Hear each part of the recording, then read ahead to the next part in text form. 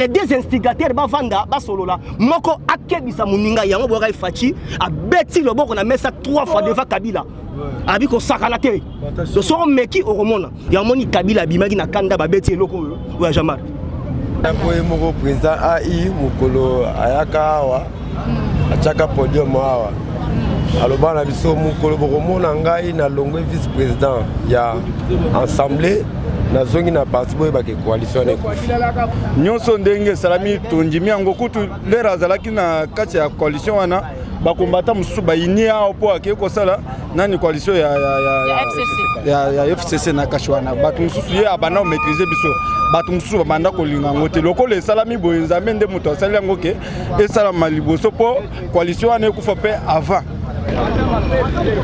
Merci à vous chers internautes. Léo Ndjoleo, le loto yel ce soir à Nabino, na siège ya IDPS, bobi bongo ba actualité o ezali ko dominer. Mokolo ya lobby parlement na biso vota ki loi sur la destitution ya Jean-Marc Aboun. Proposition à Jean-Jacques Mamba ndelelo ekreaki ezalaki Mwambutu Mbutu ezalaki ke ba voter loi wana ezalaki valider lobby Jean-Marc Aboun azali destitué na o ezali grade na ya premier vice-président de l'Assemblée nationale les autres dans la siège ya IDPS déjà moi show moko ezali ba combattant bazali na singote tokosolana ba combattant bazali voilà tokosolana ba combattant papa bonjour okokoloba voilà ndekoza maloba voilà tokoko poussana toza bandeko o bazana maloba c'est vrai que moi Mali les alliés à Métropoussana. Papa bonjour. Tokoko zo point de vue nayo par rapport à il n'y a pas de problème maman. Voilà, otali caméra bandeko bazolando pesi ba mbote. Mbote mingi maman. Voilà, Jean-Marc Aboun a destitué étant que premier vice-président de l'Assemblée nationale, va évoquer Makilobi. Le lobongo IDPS c'est ngozalité, n'invite sur kolobani poni. Maman moni ndenge to telemia tozana matanga. Parce que omoni président na biso ai aza motema na biso na kati ya parlement. Et puis alors salemi wana eza passage à force. Parce que comment voulez-vous muto ya sala ki pétition aza na pas problème judiciaire et puis le parlement parce que ba yebi ke bango de baza na majorité kuna ba sali passage en force. Et alors tozo lo bayango biso bato ya IDPS parce que il faut toujours responsabiliser na biso à main. Il faut coalition et cesser. Il faut mettre fin à la coalition. Parce que les FCC, ce sont des hypocrites. Hypocrites dans quel sens? Bango baza ba partenaire na biso. Au lieu de protéger mutu na biso, bango ne batu ya liboso ya ko bima pour na ba destituer na pétition et wuti na mutu MLC. C'est incroyable. Mais comme sous balobi IDPS yemoko a Congolais qui FCC zali ba porte yango tito comme à niveau. Non maman, ça ce sont des racontars. Ça ce sont des racontars. Au mona wapi papa azwa mona nae a livré. Ngoko na biso ezana makambo ebele. Vous comprenez? Toyebi que FCC ba banga qui c'est pourquoi ba utiliser Jean-Marc Mamba, mutu ya MLC.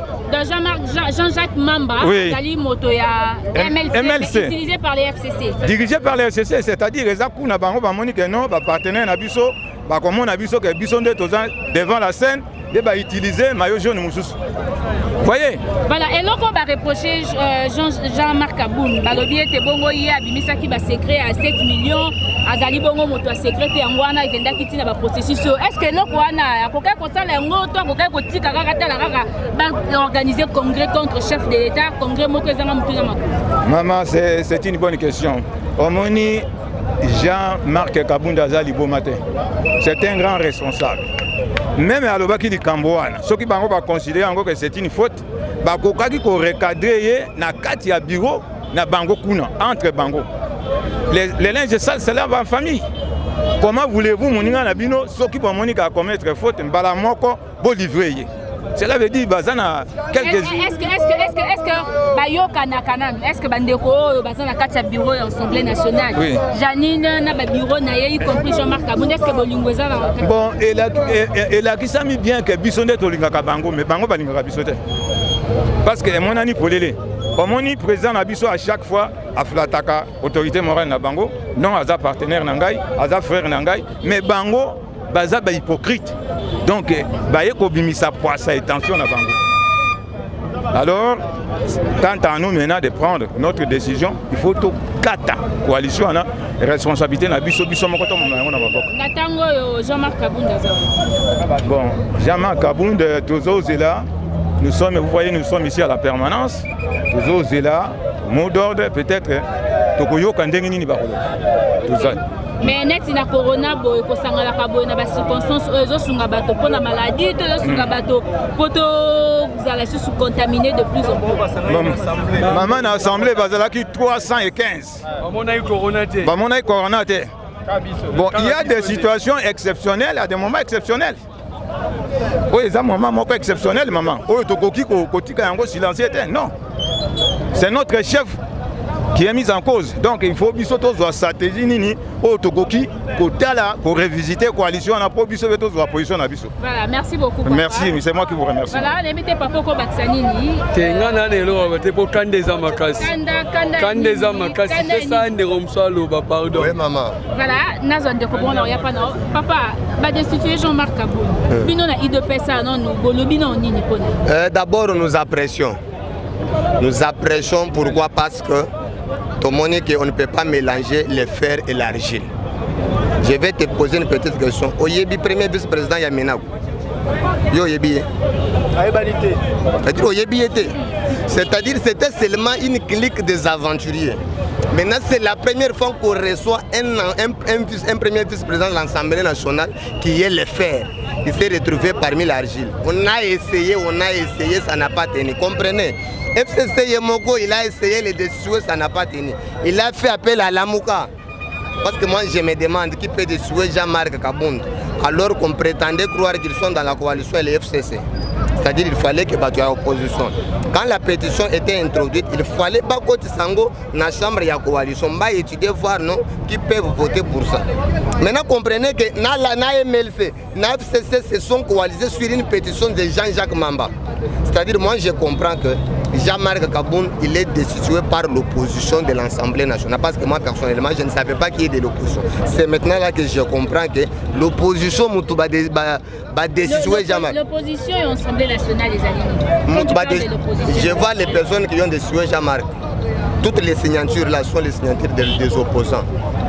Les gens du FCC sont des opposants. Toutes ces signatures. D'abord, moi personnellement, je n'ai jamais écrit que tu as un mariage. Parce que les gens m'ont dit, oh mariage, mariage, non. Vous savez à Kinshasa, tu es Kinshasa, non. C'est-à-dire, peut-être je suis venu dans une affaire, je vais voir comment ça va marcher. On ne peut pas épouser FCC, non. Et qui peut consacrer un mariage FCC IDPS, non. C'est-à-dire c'était seulement un temps pour voir qu'est-ce que bateau, qu'est-ce qu'ils ont changé. On comprend que ce sont des dinosaures, ce sont des zombies et ils vont tirer toutes les conséquences. Qu'ils s'attendent, je vous dis, ils vont tirer toutes les conséquences qui vont découler de ces aventures. Parce que cette pétition violait les règlements d'ordre intérieur de l'Assemblée nationale.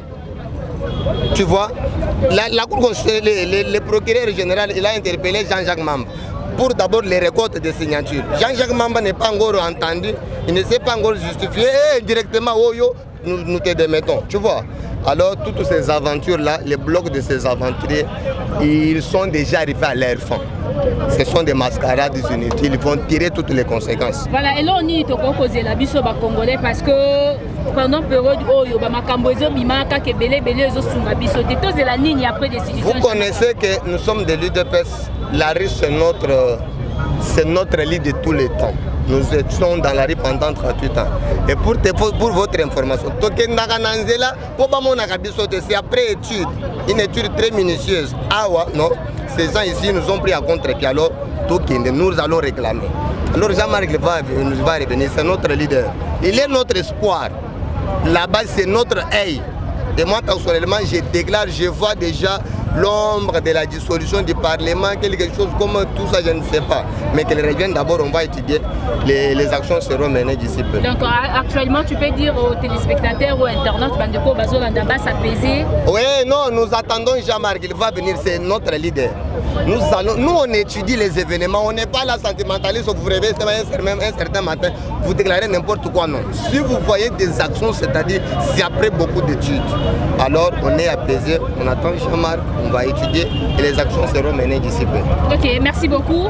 Voilà, je ne sais pas ce qu'on a ni pour la campagne d'institution. Bon, pour les campagnes d'institution, on a CP dans Makassi. Na CP dans Makassi, le Komoko est libéré Bisso et libéré Pemboka.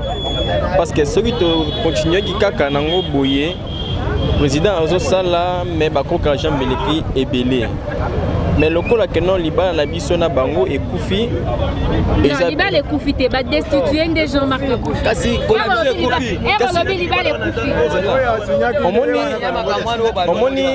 Pourquoi le lobby Liban la Koufi? Parce que au moni tango yo bali moisi angwa nanda ko une fois esimbité bokaboni soka kina leki na ye awa rotika leki te. Alors il faut qu'il ne peine leki na donc Liban la wana e Koufi.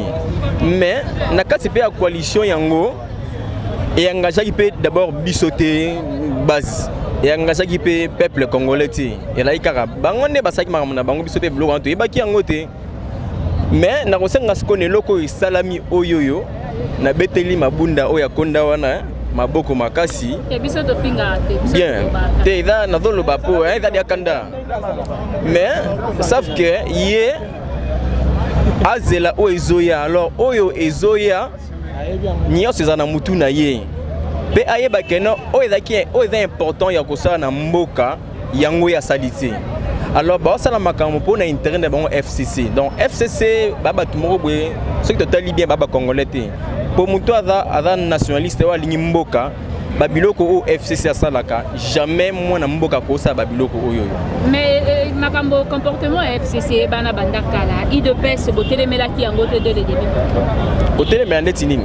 Ba comportement nyonso to ebi ya mabe na kati ya FCC tango bondimaki bosa la coalition botelemela ki yango te kwa. Bon, quand on met dans la coalition, on moni na vie. Mutu muso baki aki makambo mabe. Mais tout comme muta changer peu na vie. To quand ça le lokola kenan lokola bango ba na pouvoir te ba changer. Ba yeto sala ba bandeko na biso ba congolais pour to comprendre que va changer mais vu que va changer na bango te eza le lengi na bango bazala kanango to comprendre bango peut to comprendre o bango bazolinga basala nini président Fachi na mandat na o a réussir te pour na 2023 azange loko ya loba na population peuple congolais. Alors loko na pe biso to yebi yango to kolinga pe te que oyo bango ba osala ekokisama tozo kende na bango tina suka bakanisa te que loko to parti au pouvoir tomi lembisi kana ngate il est perso boyeba ki yakala ezaka ti le londengo wana. Alors réplique na biso to ça na étude avant de répliquer. Voilà, donc d'habitude vous en labo ça na étude tango bobima ndesiko ba ressentir mouvement wana. Oui, mais na ko bakisa isusu que non et loko biso to sala mabunda nde mutako akwa sime yango iye mutu ala hotel ma nyonso yo biso to kosala yango kani na koloba. Voilà, merci beaucoup na kozwa papa bonjour. Bonjour maman. Voilà, l'institution Jean-Marc Kaboun, le Bélioni.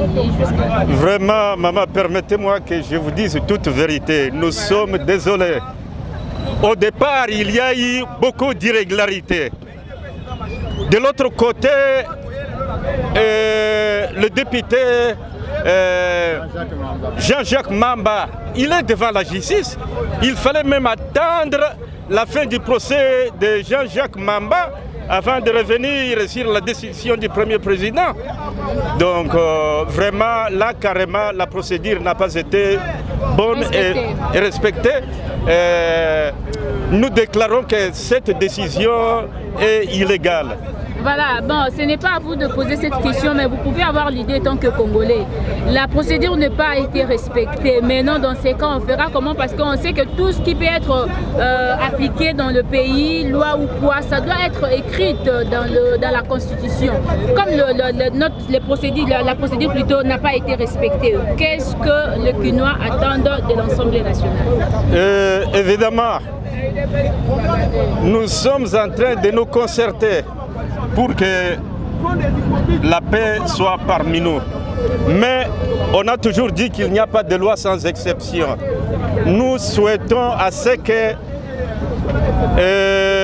l'Assemblée reprenne et enlève cette mesure qui a été prise illégalement. Ok, merci beaucoup. Maintenant, tu diras quoi à tous les combattants de l'île de paix? Tous les combattants. On dirait qu'il y a chaîne Abisso. Je pense que la violence ne donne pas de bonnes solutions. Nous prônons la paix. Continuons à revendiquer notre droit, mais toujours avec paix. Merci beaucoup. Ok, merci beaucoup. Voilà, nous continuons avec Epsi. Je crois que Toko Lukasu Tozo Bandeko a besoin de Kobaksamo. Papa. Je vais ajouter quelque chose. Papa veut ajouter quelque chose. Oui, voilà. je vais ajouter quelque chose. Vous voyez, toutes les manœuvres du FCC, c'est pour faire échouer notre président. Pour qu'en 2023, les Congolais disent que non, il n'était pas compétent.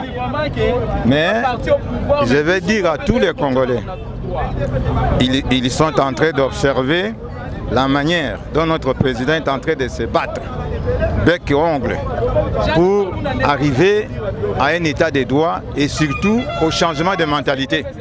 Toutes les démarches qu'il est en train de mener pour que le Congo retrouve sa part dans le concert de la nation. Vous voyez, mais nous avons un partenaire qui est hypocrite. Ils ont géré ce pays pendant 18 ans. Tout le monde sait comment ils ont géré ça. Maintenant, au moment où nous arrivons à un changement tant entendu par le peuple congolais, ils sont là pour mettre les bâtons dans les roues de Tshisekedi. Tout ça, ce sont des fuites en avant. Bon, même si Kabound est destitué, cela ne remet pas en cause nos objectifs. Alors, je demanderai à tous les combattants et surtout au peuple congolais de s'apaiser, d'être serein et puis de ne pas retirer leur confiance à Fachi.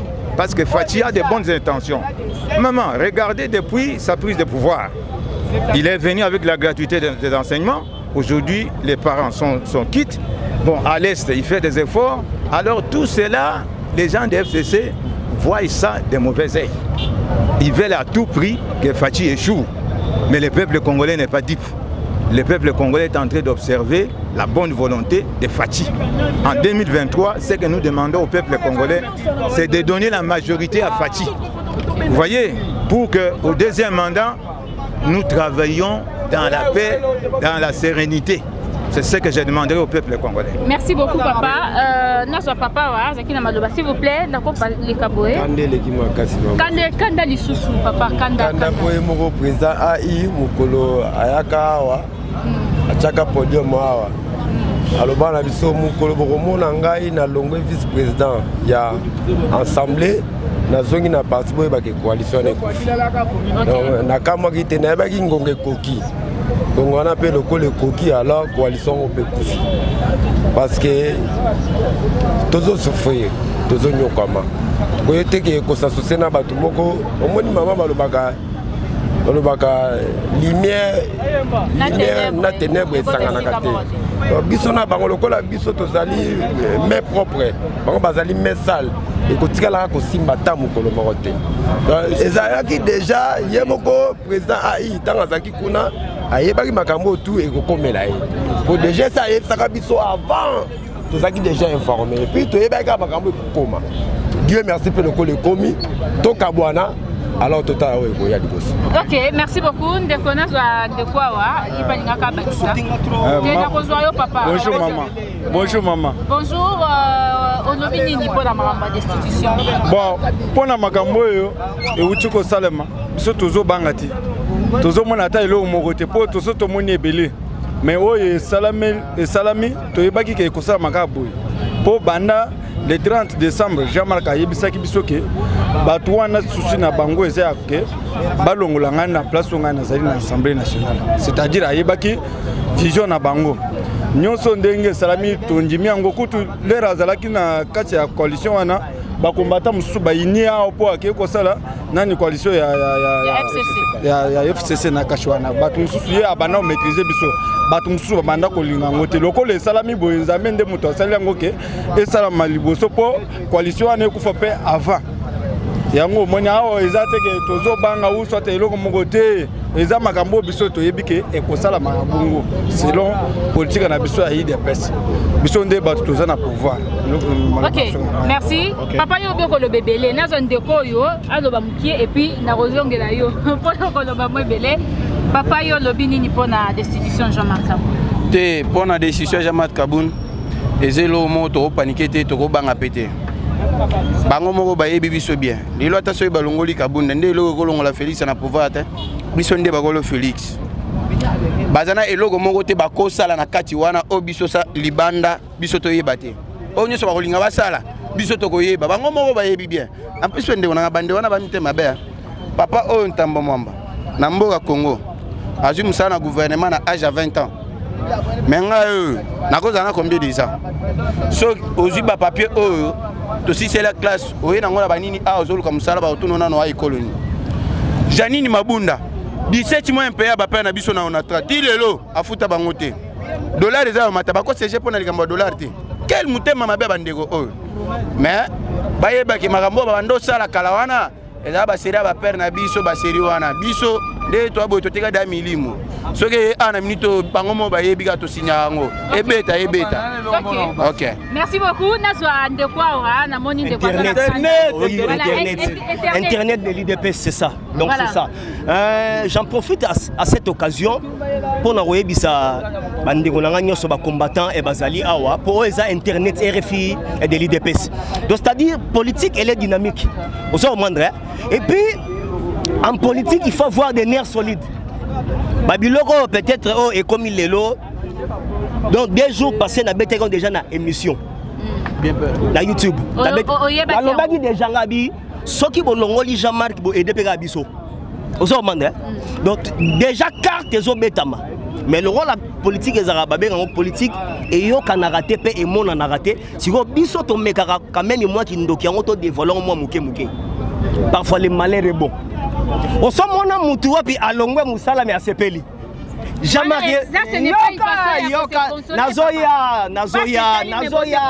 Nazoya na rotaki FCC après ça na calme Nazoya. Ouais ça internet. Nazoya. Président na biso alongwe alobi j'ai quitté le parlement tête haute. Tête haute. Donc il est rolobage. Bolongo linga na ndenge na bino parce que bolinga na trahir Fachi. Mais na trahir te. Olandi. Yanabi zala calme siko to bandi et logo FCC ba osala siko. Voilà FCC osala. Siko nazo bisayo boy. Oyaza internet ya IDPS.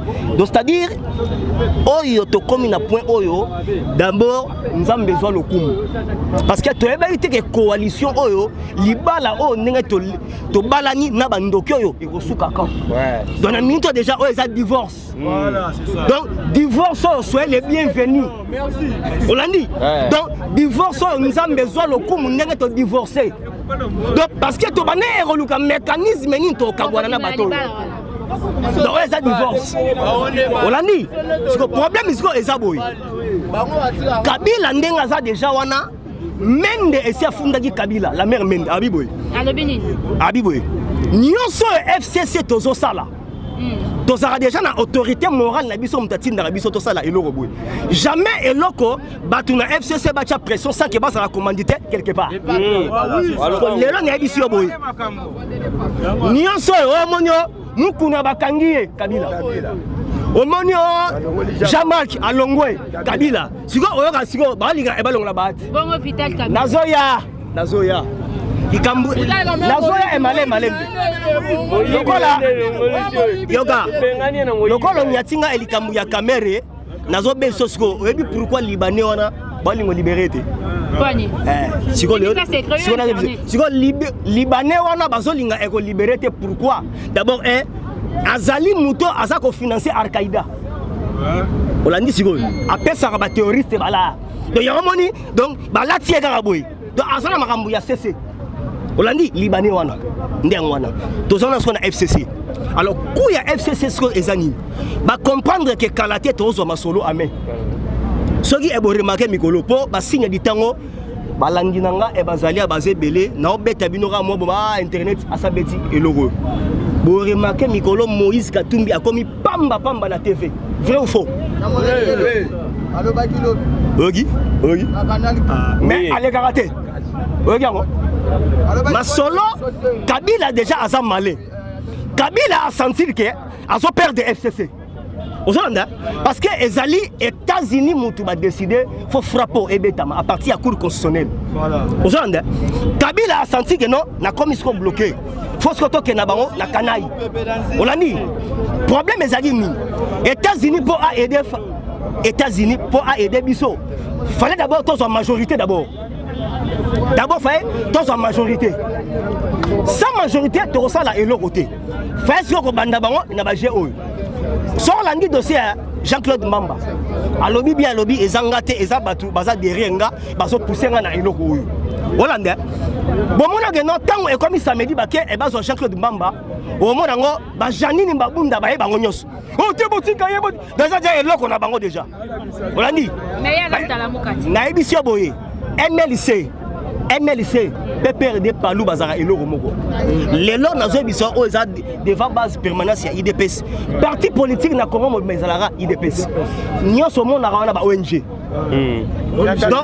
donc bata business donc bata l'art libi olandi donc parti zalara IDPS sikoyo ndenge ba bete siko carte wana ba sentir que ndenge eza déjà wana bazo pepo bati déjà cour constitutionnelle déjà assis à PCA déjà raison à une majorité sur cassation et calini cassation sur azo beng ça ba parti wa mike oh e bandi na AA donc a ça la bango nyonso appel à ça non bon rejoindre déjà Bahati parce que Bahati déjà ndenge est calculé à comme on a na 150 députés déjà et puis déjà na minute de ma solo déjà eza Jéza Koto d'abord Jéza Koto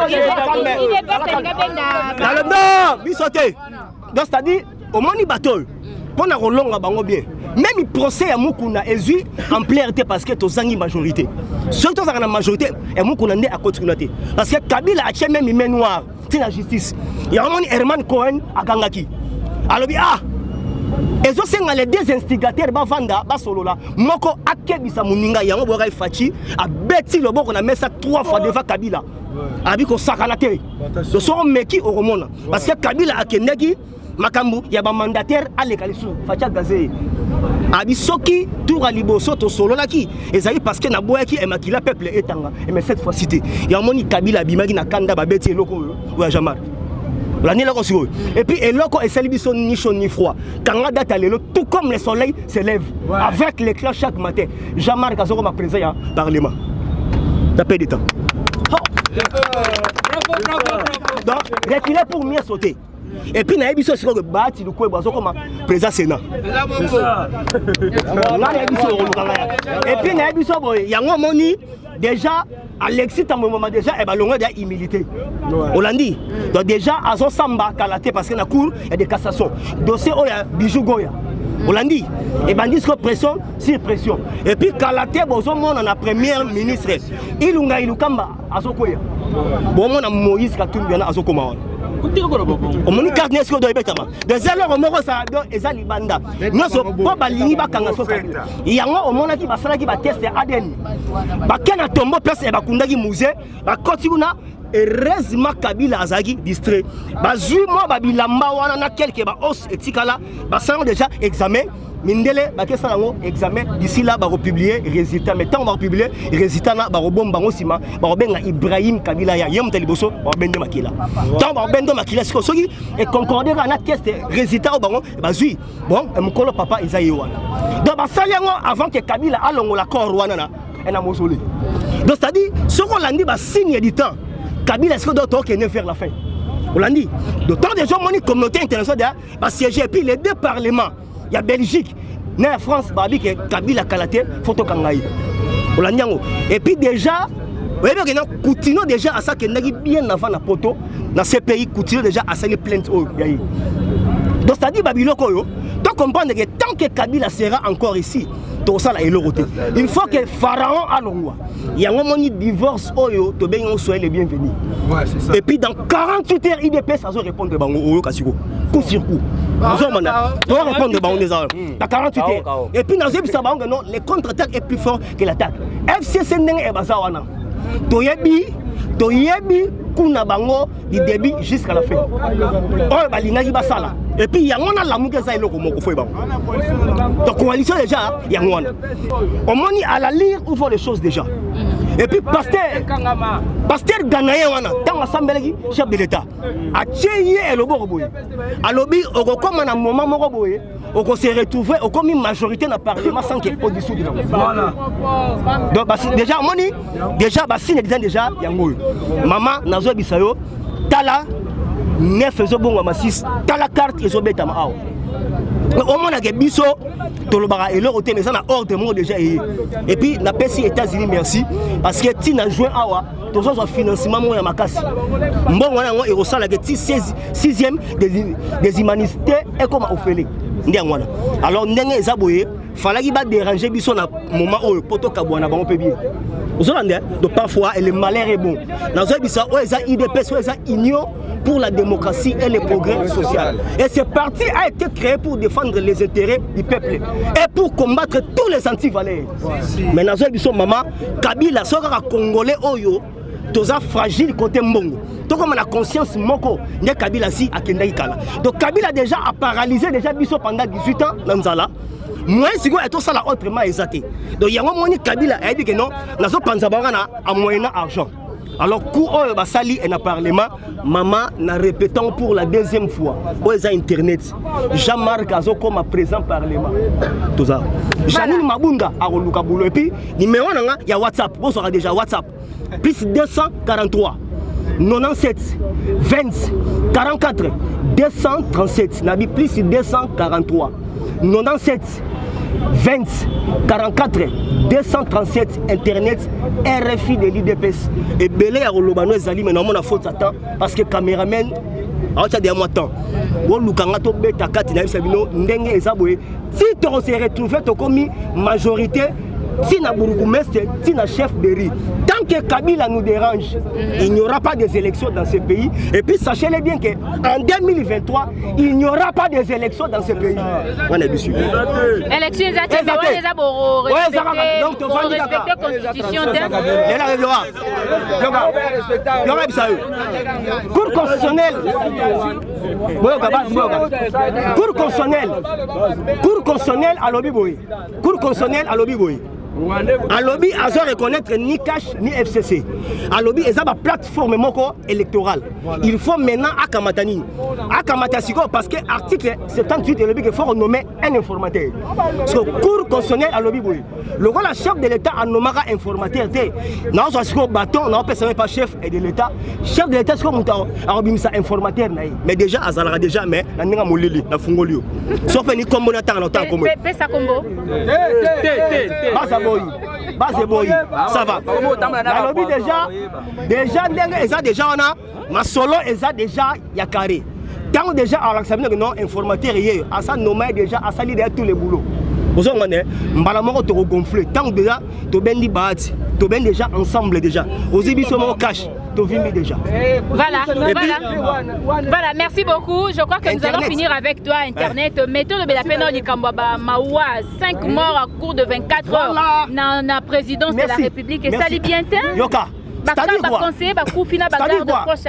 oui donc c'est-à-dire quoi au moni erreur to salagi tangu to ziki bokonzi bato yo ba swahili oyo ba salagi pas Kabila la présidence balongwate donc batikala bango tout fallait siko d'abord bazo ba décompte final na bango balongwa musala siko ba swahili Kabila atikaki wana na o ba Rwandais na o Kamere aye na bango ba baksami donc nazo biso mama to sili ko sila tala biso mbala liboso to sala na l'état to yebi teke o poison ezalaka ndenge nini donc nazo biso poison moko ezakuna bazo kosa coronavirus a osala te donc to sili ko sila le problème est ça présent fort oh non ça sala na Kabila qui dégage il faut chasser bango le problème est ça que non bakabili c'est baza toujours au sein de la présidence. Sur la ligne, le président donc il a un conseil et des ministres à distance. Même sous Aza et un bureau ne batchera ordinateur. Vidéo la musique. Parce que suite il y a un bureau et puis il y a il kamba. Il y a un gouvernement no kalaté beaucoup. Et puis Aza moi un qui toque moi si à Pierre Kabila Botsaï. Il est le camp. Pire Kabiliste c'est Pérouane. Donc c'est-à-dire il y a pas mon tour. Donc il y a pas mon tour Aza ba ordonnance présidentielle monsieur à bloquer. Il y a la caméra. On l'a dit. Alors, si vous dites merci, to timbela ki ngonde to boki nguna. Donc ezali cour constitutionnelle ndem to sungi biso que azo reconnaître ni cash ni FCC. Il y a un moment ni divorce oyo to sali. Soyez les bienvenus mais na bisio parfois elle est malheureuse bon. Na biso mama to za na yo wa IDPS to kamba Congo ndenge ANC et Kamba, Afrique du Sud, Mpela et Kamba, Angola, pays de PES et Zalia. Voilà, merci beaucoup. Merci Naba Internet, Nyoso Balanda Kibiso. Nous allons se limiter ici parce que les combattants Bazaki Penda Nakanda, mais oui, parfois le malheur est bon. C'est Peli Nabangopo, Namicho, rien à dire, Libala et Koufi. Donc Libala et Panzani, alors nous allons entendre Eloronini, Bakondia I de PES, Bakolo Bamiko de Koya, Torozon de la Binotus pour informer Bino. Pour aller l'autre, Bino. Merci Mingi. D'abord na base au bazana biso awa. Merci Mingi. Na bandeko bazolanda biso na poto bandeko IDPS posé belé boko makabobenga karebeka kitato ba réalité. Alors réalité za awa yango yo to la kisibino. Merci na Epchi Image Odon Boulamba notre patron. Na bandeko nyonso bazolanda biso to kutani bala sima. Au revoir. Voilà. Merci.